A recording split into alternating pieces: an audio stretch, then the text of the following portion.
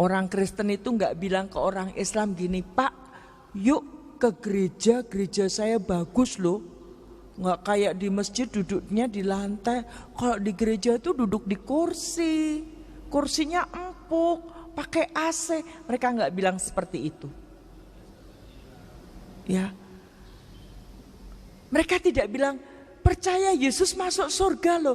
Enggak, pasti ditolak kalau langsung bilang seperti itu. Tapi bagaimana orang mau datang ke gereja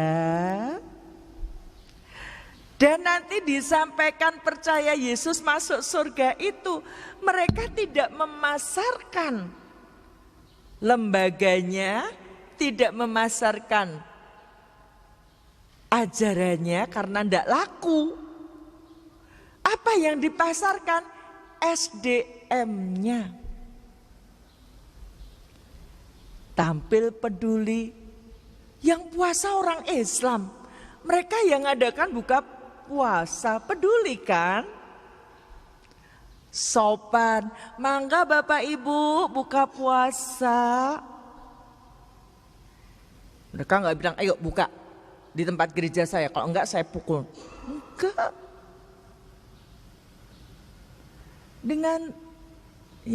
Dengan santun, ramah,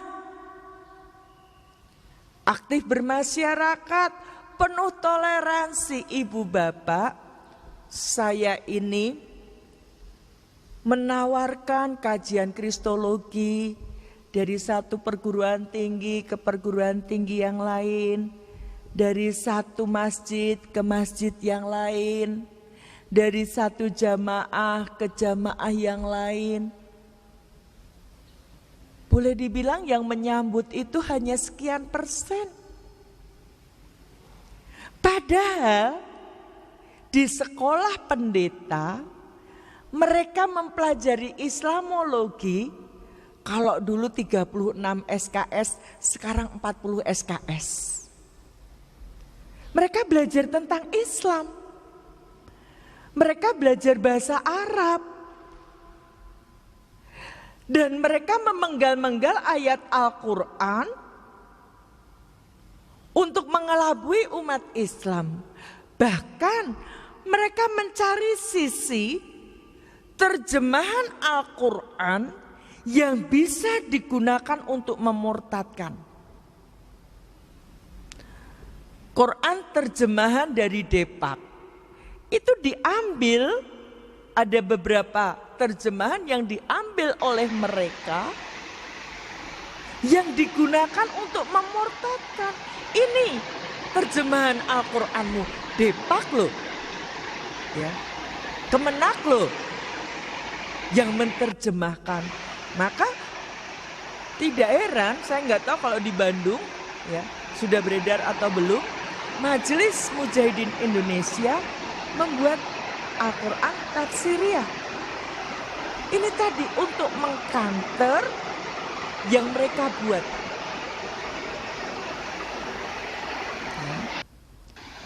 Kayaknya penuh toleransi. Sekarang penuh toleransi apa enggak sih? Kita yang puasa, mereka yang nyiapin buka. Ini bukan toleransi, ibu bapak. Ini bukan toleransi. Kalau toleransi diartikan, kita buka, mereka menyiapkan buka puasa. Ini salah. Toleransi yang benar, inilah indahnya Islam. Kenapa saya tertarik masuk Islam? Karena di Islam itu segalanya serba jelas. Gak ada abu-abu. Iman, kafir. Halal, haram. Hak, batil, jelas. Ya. Maka saya betul-betul bersyukur dipilih Allah menjadi orang Islam. Saya bersyukur. Kenapa? Caranya orang jalan, jelas langkah saya menuju ke surga.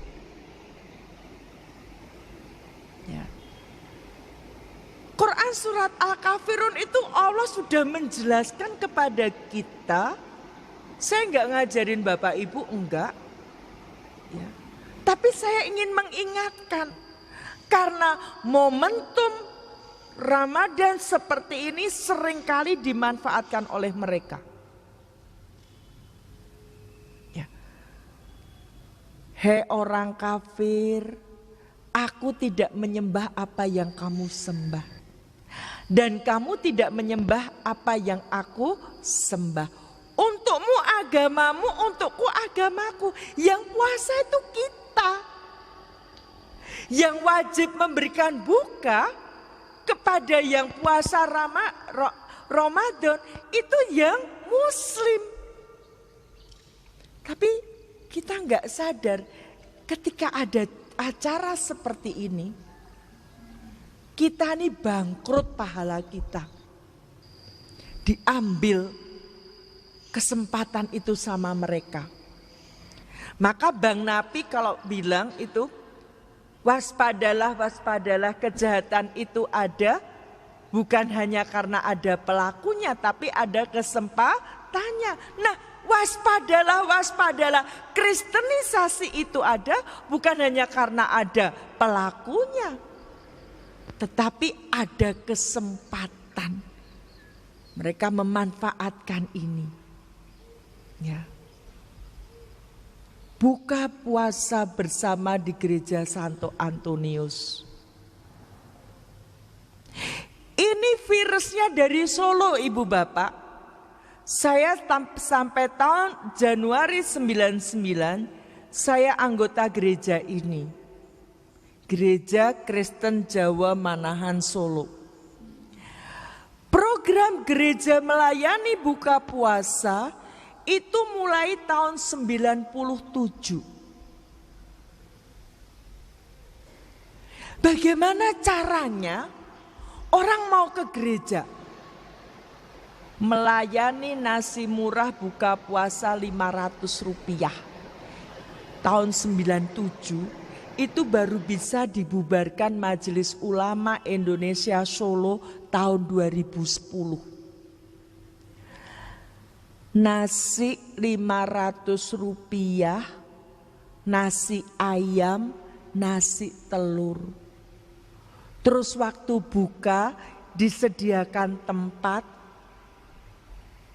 Begitu azan keluar teh hangat, keluar kolak, keluar snack, keluar nasi.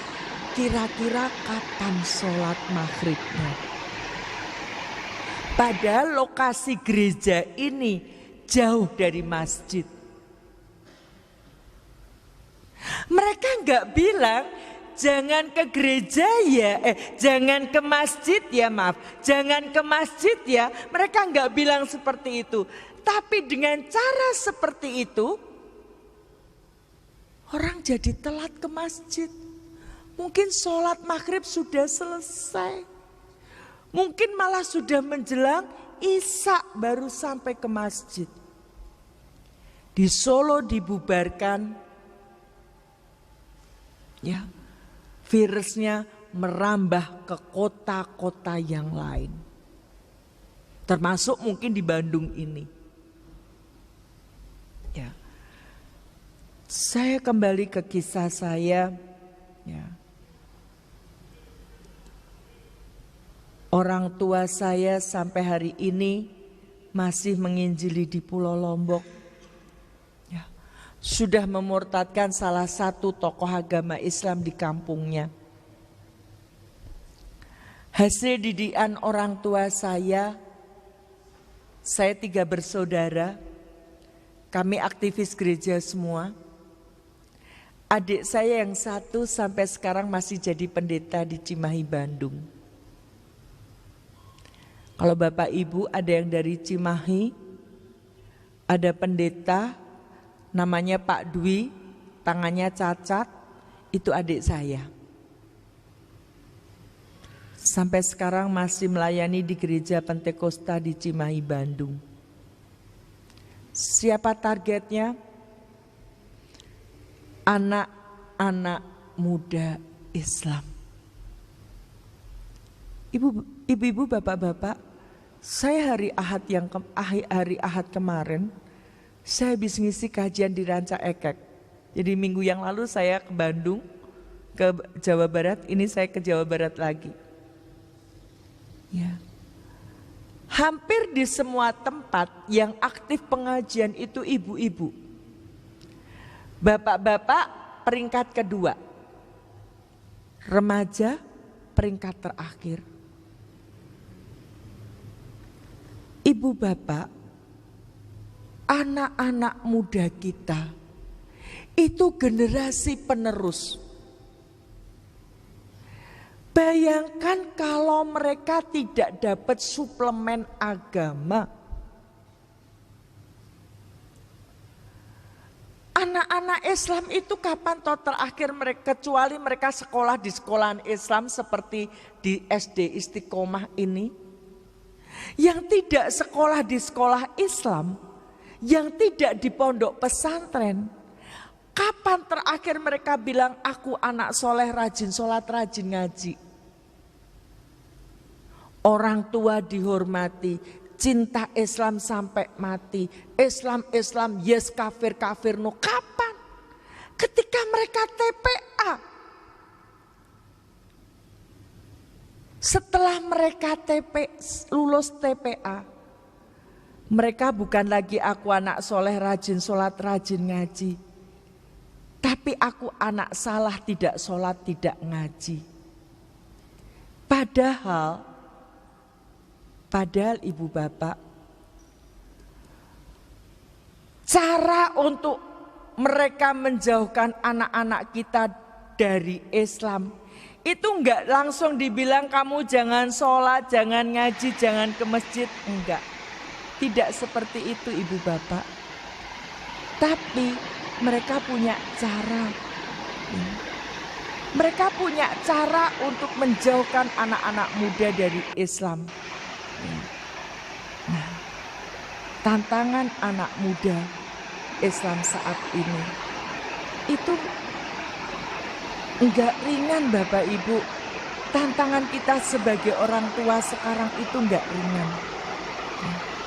Kalau beberapa tahun yang lalu saya masih menyampaikan 4S, 4F, sekarang sudah 5S, 5F. Song, seks, sport,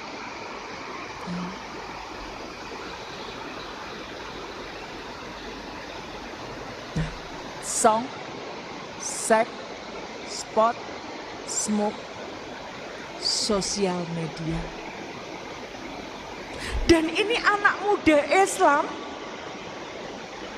banyak yang terlibat di dalamnya.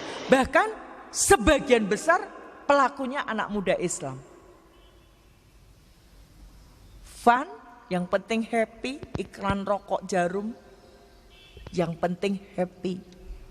Fashion, food, makan bukan karena butuh makan dan minum, tapi makan jadi gaya hidup. Female, perempuan jadi komoditas. Nilai perempuan dengan nilai sabun mandi, mahal nilai sabun mandinya. Iklan sabun Lux, harga sabun Lux 1.450. Iklannya perempuan tanpa busana. Mahal sabun Luxnya. Rokok jarum dengan paha perempuan, mahal rokok jarumnya. Ya. Film. Dan ini upaya strategi mereka merusak moral anak remaja kita. Saya bulan lalu ngisi pengajian di Malang. Sudah terungkap pemurtatan lewat musik. Hardcore musik. Dari anak kelas 5 SD sampai mahasiswa tahu itu. Musik penyembah setan. Yang di Malang Mereka yang keluar dari grup musik itu 1 orang, sampai sekarang masih disembunyikan karena diburu, dan ketika sadar harus diruqyah dulu. Kita menghadapi tantangan seperti itu, Ibu Bapak. Dan tidak banyak yang mengelola anak muda. Masjid-masjid tidak banyak yang mengelola anak muda. Orang tua pengen anaknya jadi anak soleh-solehah, tapi tidak banyak orang tua yang mendorong anaknya ikut pengajian remaja. Orang tua lebih takut anaknya matematikanya dapat 3, bahasa Inggrisnya dapat 4, fisikanya dapat 2, daripada tidak bisa membaca Al-Quran dan tidak paham Al-Quran.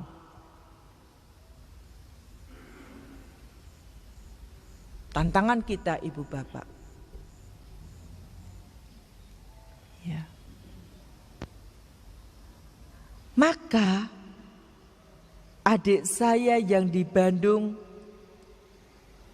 targetnya adalah anak-anak muda Islam. Karena tadi anak muda Islam banyak yang bermasalah setelah kena 5S, 5F tadi. Dia bikin biro konsultasi, enggak pakai atribut Kristen.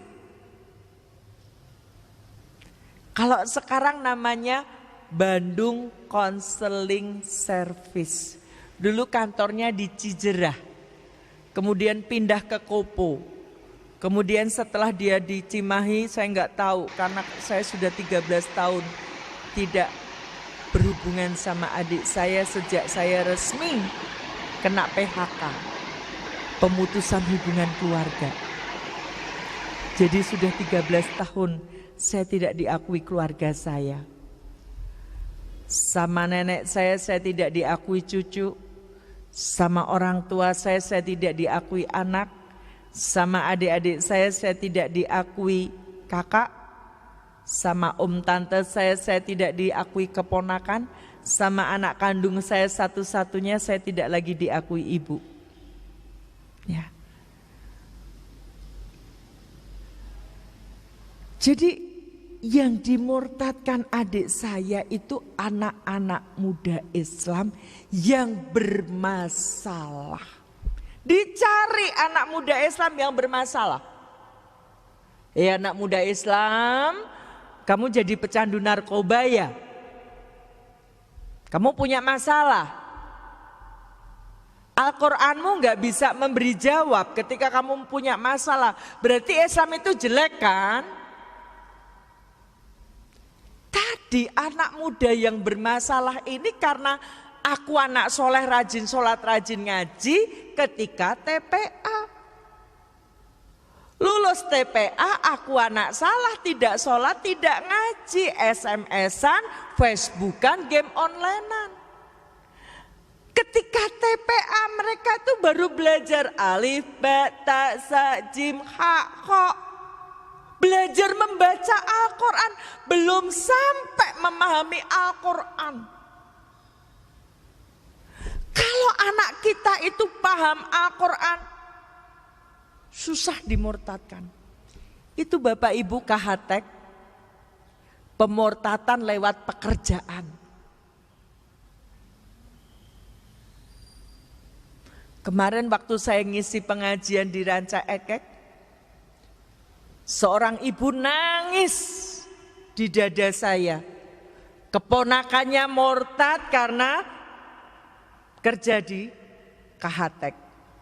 Bukan jadi rahasia umum kristenisasi lewat pekerjaan yang dilakukan Kahatek. Ya. Seandainya anak muda Islam tahu hebatnya Islam, tahu luar biasanya Islam, tahu bahwa hanya Islam yang berasal dari Allah, bahwa agama selain Allah, selain Islam itu ditolak Allah, ini akan jadi benteng. Tapi pluralisme agama di negara kita kukunya sudah menancap begitu kuatnya. Hampir semua pemimpin di Indonesia ini yang notabene agamanya Islam dengan enaknya mengatakan, mari kita ciptakan suasana yang kondusif, semua agama sama baiknya, sama benar, sama masuk surga. Ini lahan subur kristenisasi.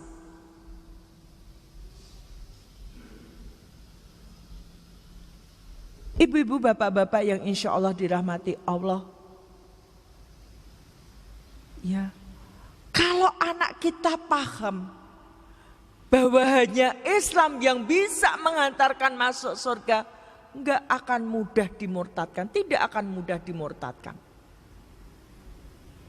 Tadi adik saya bilang, kamu anak muda Islam. Saya masih ingat tahun 90-an. Adik saya ditelepon seorang gadis. Dia sudah ada di rel kereta api dekat stasiun Bandung. Dia telepon, Pak Dwi, kalau Pak Dwi dalam waktu 10 menit tidak datang dan kereta api lewat, saya akan bunuh diri. Dalam keputusasaan, Islam agamanya, dia broken home, dia ditinggal pacarnya. Katanya rumah tangganya orang Islam itu sakinah mawaddah warohmah. Kenapa kamu broken home? Berarti ajaran Islam bohong dong. Ini tadi karena dia itu aku anak soleh rajin, sholat rajin, ngaji, ketika TPA dia tidak tahu ajaran Islam sebenarnya. Nah, iya juga ya. Kamu patah hati ya? Ditinggalin pacarmu? Iya aja. Di Islam boleh poligami. Di Islam boleh diceraiin. Ibu bapak, poligami dan cerai ini salah satu alat yang digunakan untuk melemahkan. Dulu waktu saya belum Islam, waktu saya masih Kristen, poligami dan cerai ini juga saya pakai alat ke teman-teman saya yang Islam. Nggak enak jadi orang Islam, kamu nanti dicerai.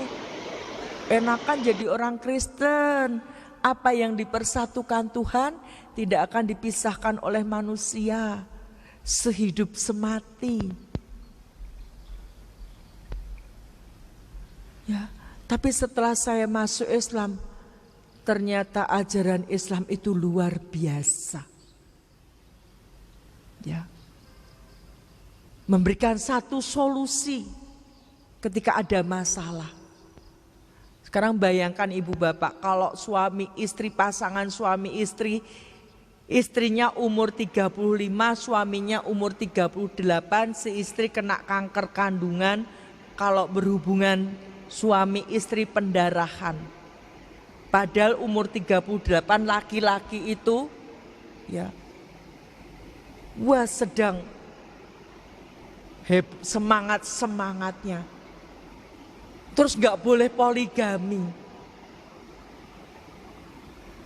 Apa yang dilakukan? Jajan. Poligami kan koridor. Jalan keluar yang sah, yang syar'i. Ya. Tapi banyak lebih baik jajan daripada poligami. Ini tadi seperti ini yang digunakan untuk melemahkan. Anak perempuan Islam yang tadi aku anak sholat rajin, sholat rajin, ngajiannya ketika TPA dia tidak paham, dia mikir iya juga ya. Akhirnya daripada nanti kalau jadi orang Islam dipoligami, diceraiin, rumah tangganya nggak sakinah mawaddah warohmah, lebih baik percaya Yesus dan masuk surga. Ibu bapak yang insya Allah dirahmati Allah, anak laki-laki kita itu calon-calon pemimpin umat, paling tidak pemimpin rumah tangga.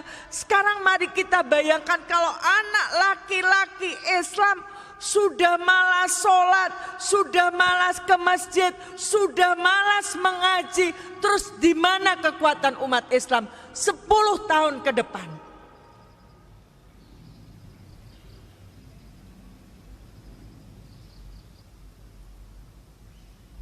Jangan dikira ya pengedar narkoba itu cuman orang-orang yang tidak ngerti agama. Mungkin Bapak Ibu baca di sosial media, di Surabaya ada pendeta jadi pengedar narkoba. Mereka menghalalkan segala cara. Ya. Sekarang Bapak Ibu bayangkan, kalau anak muda Islam mereka sibuk dengan musik, mereka sibuk pacaran. Daripada sholat, mending nonton sepak bola. Islam, yes, anak kecil. Ya, cinta Islam sampai mati anak kecil. Yang sudah gede cinta Persib sampai mati.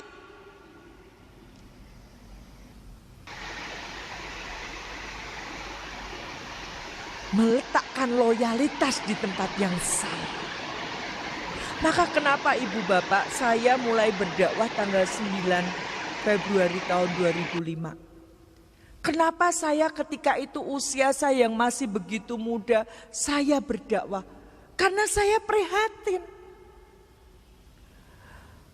Non-Muslim berani masuk Islam itu dibutuhkan keberanian, dibutuhkan pengorbanan. Kalau bukan hidayah Allah, dia nggak mungkin berani masuk Islam.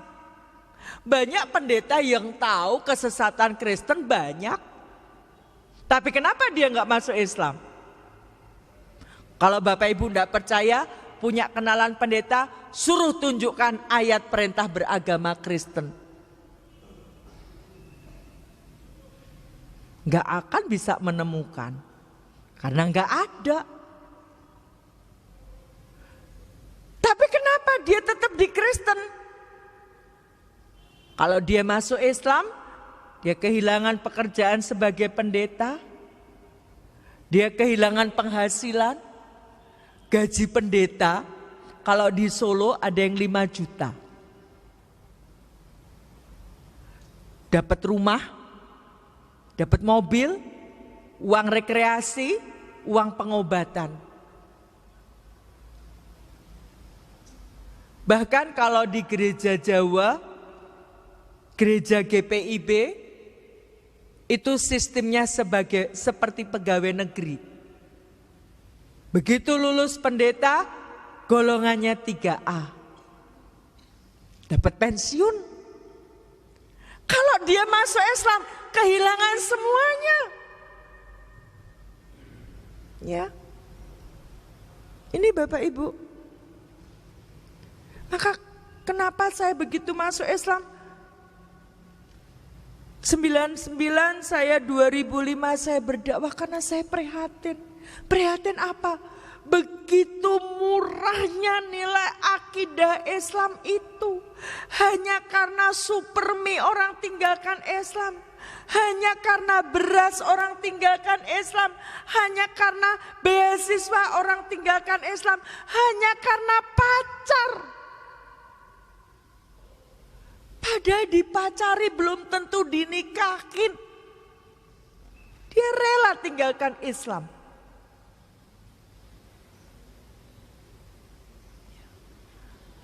Anak perempuan kita ibu-ibu, itu calon-calon ibunya umat. Dari rahimnya akan lahir mujahid dan mujahidah. Sekarang bayangkan kalau anak perempuan Islam hanya sibuk dengan rebonding, smoting, gaya hidup, mode pakaian. Mereka hanya sibuk penampilan saja, tidak membekali diri dengan agama. Lalu bagaimana dia akan mendidik anaknya nanti? Yuk Bapak Ibu, kita mimpi keturunan kita nanti jadi Muhammad Al-Fatih abad 21.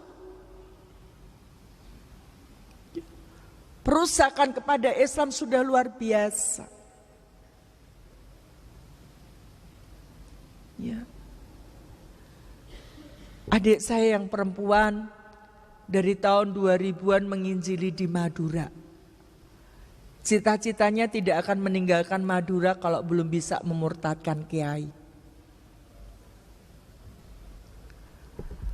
Saya sendiri umur 7 tahun, 8 tahun saya sudah bisa mempengaruhi teman-teman saya Islam. Siapa yang memotivasi? Ibu saya. Ibu-ibu, ilmu ini punyanya orang Islam, Ibu. Hadisnya yang punya orang Islam. Ketika sahabat tanya pada Rasulullah, wahai Rasulullah, pada siapa aku harus menaruh hormat? Yang pertama, ibu itu disebut 3 kali. Ibu yang pertama kenapa? Karena dia melahirkan. Ibu yang kedua karena dia mendidik. Maka al-ummu madrasatun ula. Ibu itu adalah madrasah yang pertama bagi anaknya. Ibu yang ketiga adalah ibu yang senantiasa mendoakan anak-anaknya. Tapi lihat Ibu, fungsi madrasah sekarang sudah digantikan HP dan TV. Anak-anak kita jadi anak-anaknya HP. Anak-anak kita jadi anaknya TV. Nyuruh anak sholat semakin hari bukan semakin mudah tapi semakin susah. Yang punya ilmunya kita Ibu. Al-ummu madrasatun ula. Tapi mereka yang mempraktekkan. Ibu saya kalau Ahad pagi, gerejanya jam 7 tapi ibu saya jam 6 sudah siap. Kenapa? Karena datang ke gereja terlambat itu malu. Lagi-lagi yang punya ayatnya tentang waktu itu kita. Allah sampai bersumpah demi masa. Kalau kita kehilangan harta bisa diganti kalau kita kehilangan waktu. Allah sampai bersumpah menyebut ciptaannya. Ketika Allah bersumpah menyebut ciptaannya itu penting sekali. Luar biasa. Yang punya ayat tentang waktu itu kita. Tapi kita ini banyak yang tidak memperhatikan waktu. Kita punya suratnya, hadisnya ada. Tidak akan beranjak kaki anak Adam dari hadapan Allah. Melainkan dia akan ditanya salah satunya tentang waktu.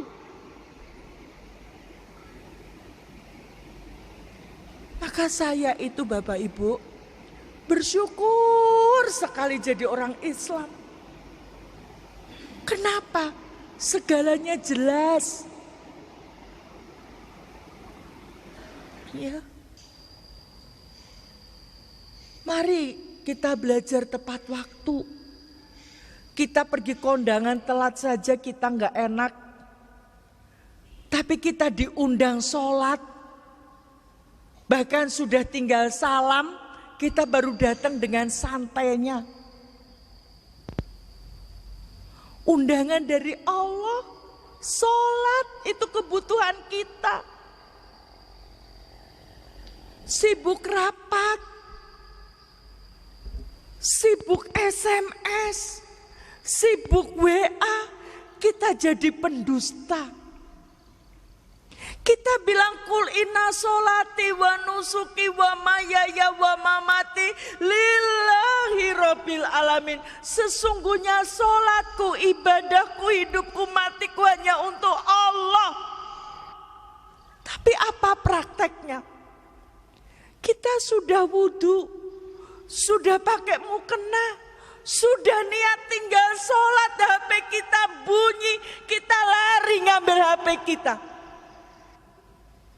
Sorry Allah, HP saya bunyi. Bayangkan, Allah kita duakan dengan barang-barang sepele. Maka jangan heran kalau sekarang peringatan Allah kepada kita umat Islam ini begitu kerasnya. Karena apa? Karena kita banyak tanpa sadar menyekutukan Allah. Allah kalah sama sinetron, Allah kalah sama sepak bola. Coba bapak-bapak atau mas-mas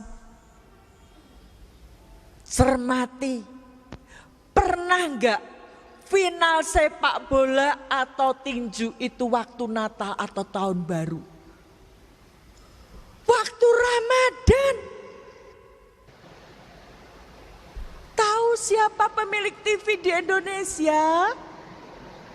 Tahu enggak? Siapa, Bu? Siapa, Bu? HT? Dia calon presiden. Dia sudah mau mencalonkan diri jadi presiden. Dia enggak bilang, umat Islam jangan sholat ya. Enggak. Tapi bagaimana umat Islam ini supaya tidak taat sama Allah, supaya tidak membaca Al-Quran.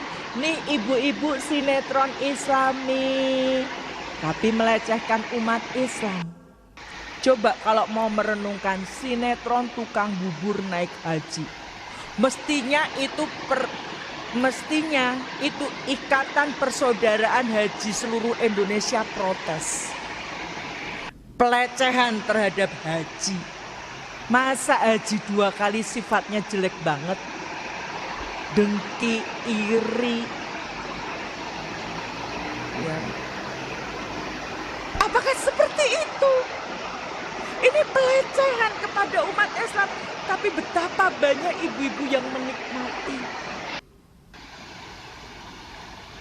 Sebelumnya kita dilecehkan Islam KTP.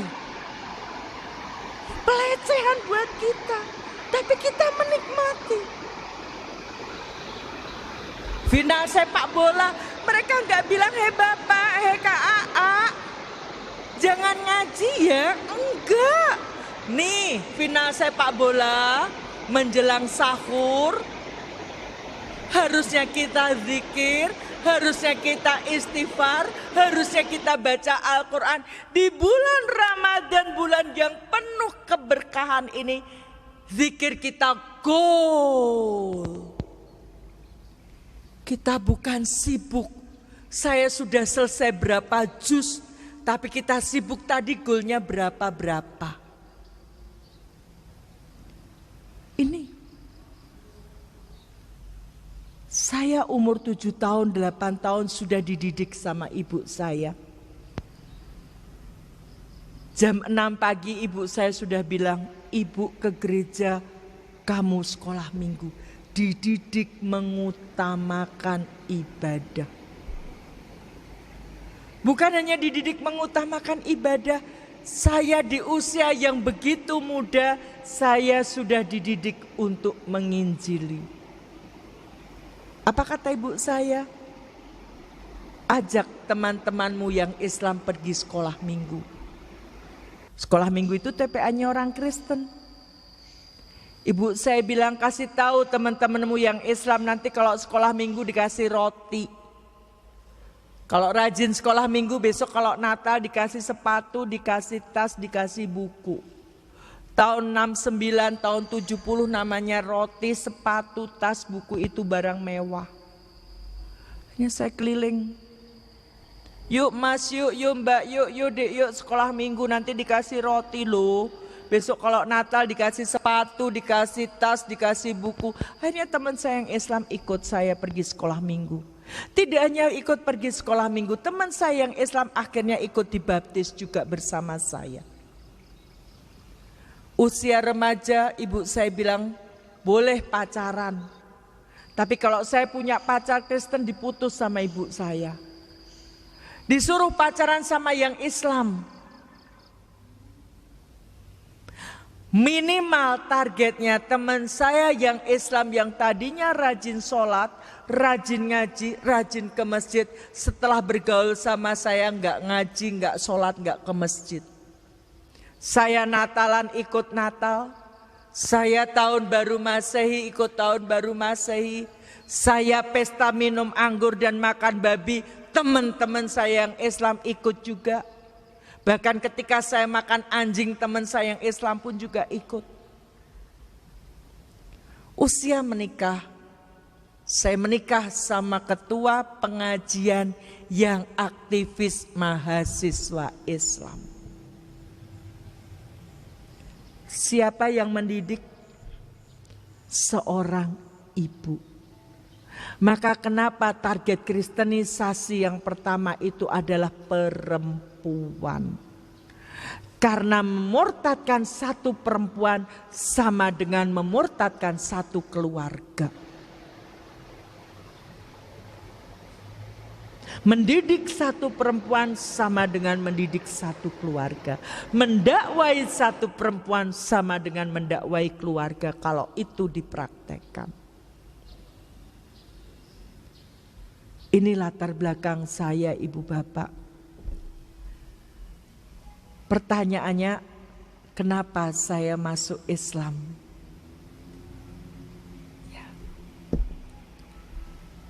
Karena saya pengen masuk surga. Kenapa masuk surga harus Islam? Iya. Tidak ada tiket ke surga selain Islam. Tidak ada jalan ke surga selain Islam. Dan saya sudah mencarinya dan saya menemukannya. Karena saya pengen masuk surga, maka ketika saya masih Kristen, jadi sebelum masuk Islam, agama saya Kristen Protestan, tapi sekolah saya SD dan SMP saya sekolah di Katolik. Kristen saya dalami, Katolik saya pelajari, bingung di Kristen, bingung di Katolik, saya belajar Hindu. Dan ketemunya di Islam. Ketemu jalan ke surga. Ya. Jadi karena saya pengen masuk surga, maka Alkitab saya pelajari. Saya pelajari betul. Saya dalami betul. Setelah saya dalami, saya sampai pada satu kesimpulan.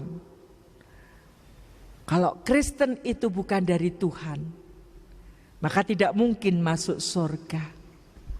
Kenapa? Di dalam Bible atau Alkitab, tidak sekalipun Allah maupun Yesus menyebut Kristen. Baik itu Kristen Protestan maupun Katolik. Saya sudah mengujinya ibu bapak.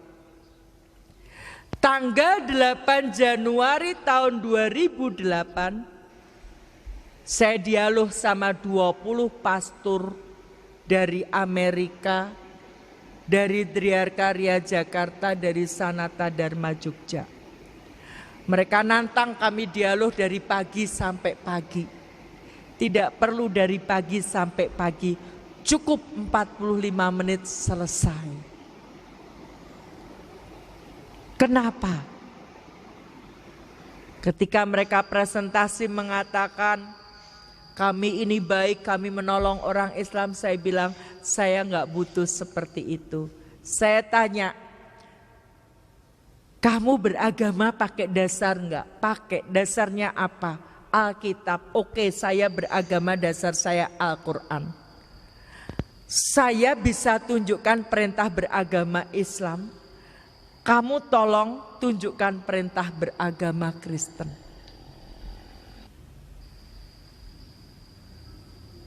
Apa jawabnya setelah mereka setelah kami diskusi mereka mengatakan kami ini penuh kasih. Saya bilang saya nggak perlu itu. Saya butuh kamu tunjukkan ayatnya.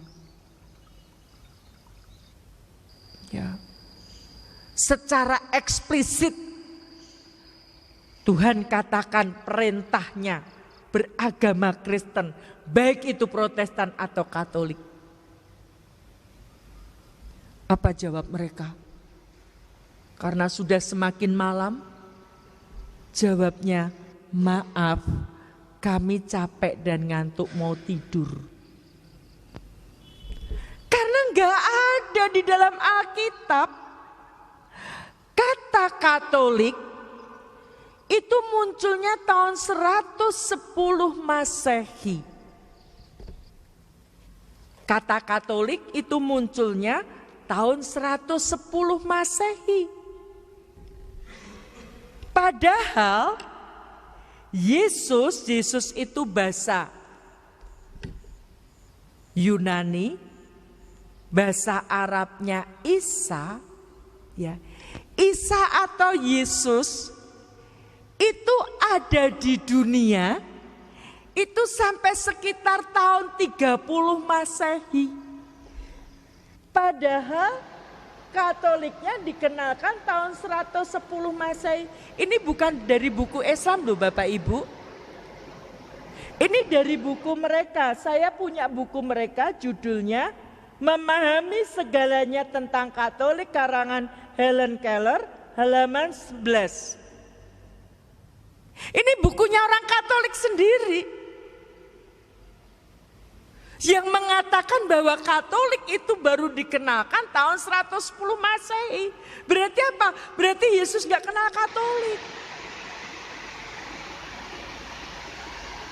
Dan dengan seperti ini, alhamdulillah, ya, beberapa orang yang tadinya Katolik, setelah saya sampaikan mereka akhirnya memutuskan masuk Islam. Karena takut gak masuk surga.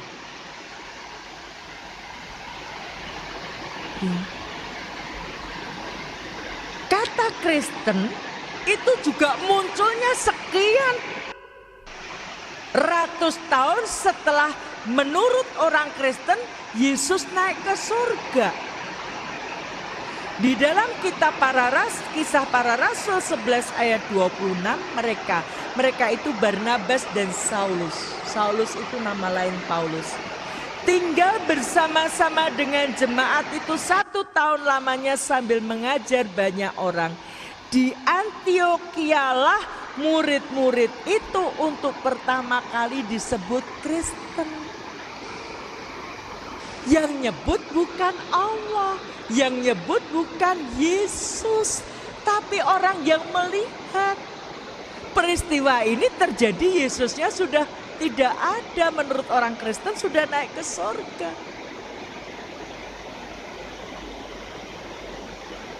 Galau lagi. Kalau saya ke gereja, setelah menyanyi, berdoa, disuruh menyebutkan 10 perintah Allah. Akulah Tuhan Allahmu, jangan ada ilah lain selain aku.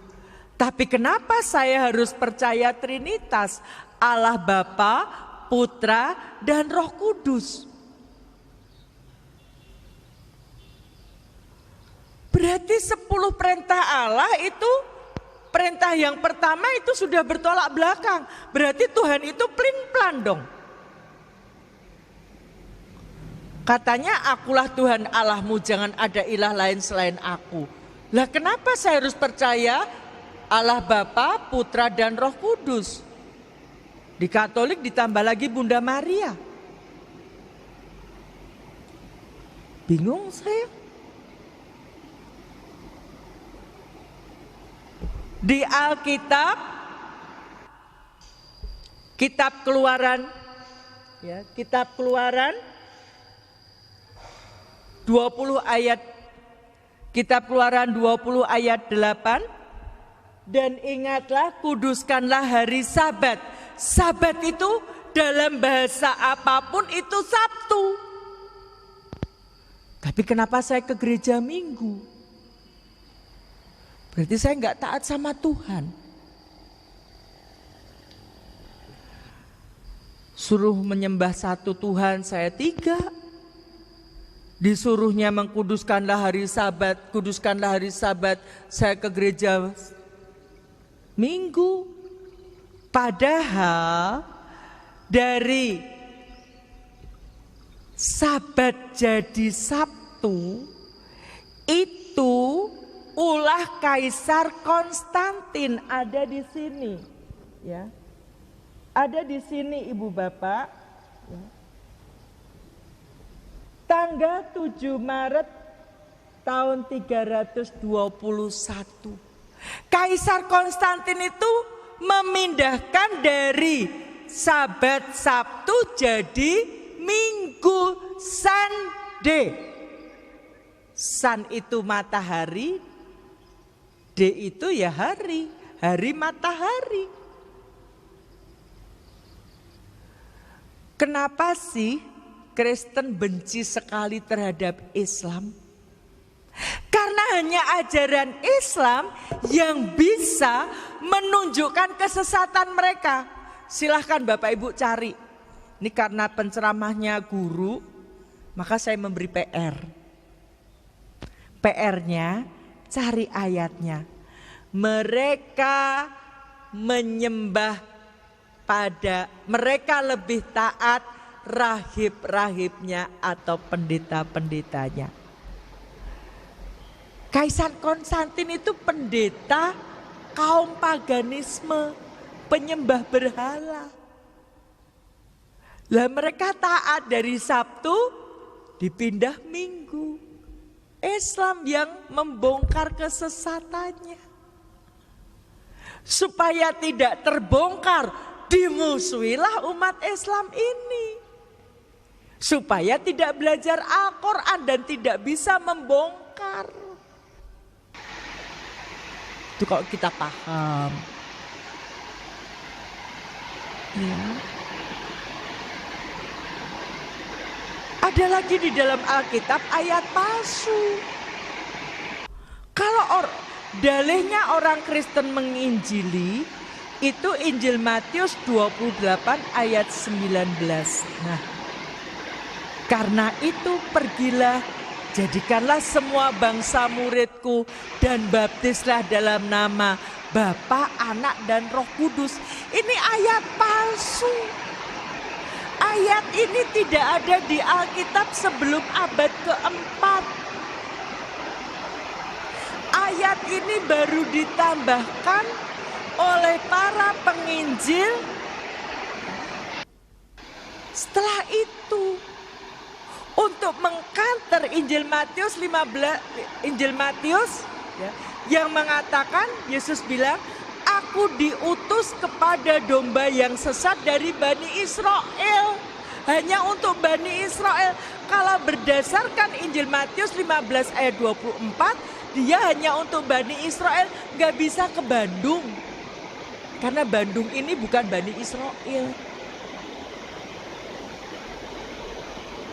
Maka untuk mengkanter ini dibuatlah ayat palsu. Lagi-lagi Al-Quran yang membongkar kesesatan mereka. Mereka menulis dengan tangannya sendiri. Dan itu dikatakan dari Allah.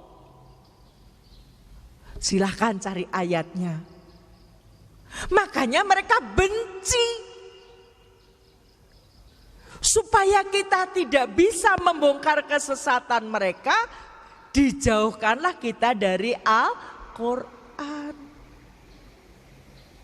Itu Ibu Bapak kalau kita nyadar. Ya. Jadi ya, saya mencari dan mencari kebenaran itu. Satu ayat ini saya cari sampai 24 tahun Bapak Ibu. Satu ayat perintah beragama. Agama apa sih yang menghantarkan saya masuk surga? Dan ternyata saya baru menemukannya di dalam Islam. Setelah saya membaca buku judulnya, buku inilah yang menghantar saya masuk Islam. Akhlak Islam. Buku ini saya dapat tanggal 11 Desember tahun 98.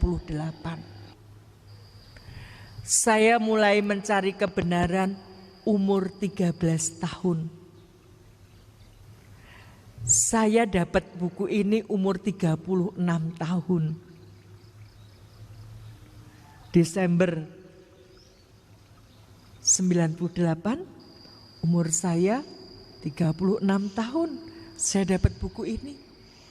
Dan saya masuk Islam Februari 99, umur saya 37 tahun. Dari 13 tahun sampai 37 tahun, 24 tahun saya mencari sebuah kebenaran. Agama apa yang bisa menghantarkan saya masuk surga? Dan jawabnya hanya Islam. Ibu bapak, aneh tapi nyata. Ya. Di Kristen, hal-hal yang besar dan mendasar, perintah beragama Kristen, Natal. Natal itu kata Natalnya tidak ada di dalam Alkitab, nggak ada. Kalau kata Kristen ada 6, tapi yang menyebut manusia. Kata Natal tidak ada. Yang mendasar tentang beragama nggak ada. Anehnya, yang sepele-sepele ada. Pornografi banyak. Kidung Agung itu isinya pornografi. Kitab Mazmur isinya pornografi. Ya. Makanya kalau dibilang Quran kitab yang paling porno itu kasihan yang ngomong seperti itu. Karena yang lebih porno lagi ada. Ya, Alkitab. Ya. Nabi telanjang ada di dalam ada. Udah telanjang, mabuk lagi. Siapa? Nabi Nuh. Itu orang yang pertama bikin minuman dari anggur. Setelah itu diminum, setelah minum dia mabuk. Mabuk dia telanjang. Sekarang kok nabinya seperti itu? Di Islam kita nggak akan menemukan. Nabi diperkosa anaknya. Siapa? Nabi Lut diperkosa anak perempuannya. Maka waktu saya masuk Islam, saya membaca kisah 25 Rasul dan Nabi, saya nangis. Saya nangis siapa? Saya bersyukur jadi orang Islam. Ternyata di Islam tidak seperti itu.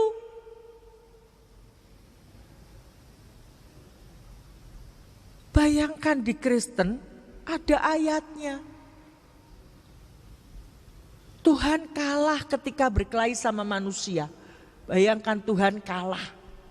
Tuhan berkelahi sama manusia, Tuhan kalah. Terus gimana coba kalau kita berdoa? Tuhan saya kalah. Berarti yang jadi Tuhan manusia no. Tuhan berkelahi sama Nabi Yakub dan Tuhan kalah. Berarti harusnya yang jadi Tuhan Nabi Yakub.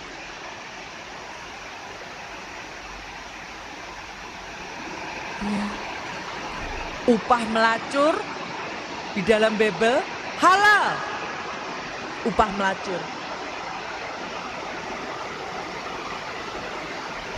Ini kitab suci yang harus saya imani isinya kayak gitu.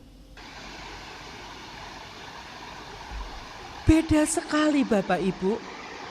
Ketika saya membaca buku ini, kebalikannya. Hal yang sepele Islam sudah ngatur.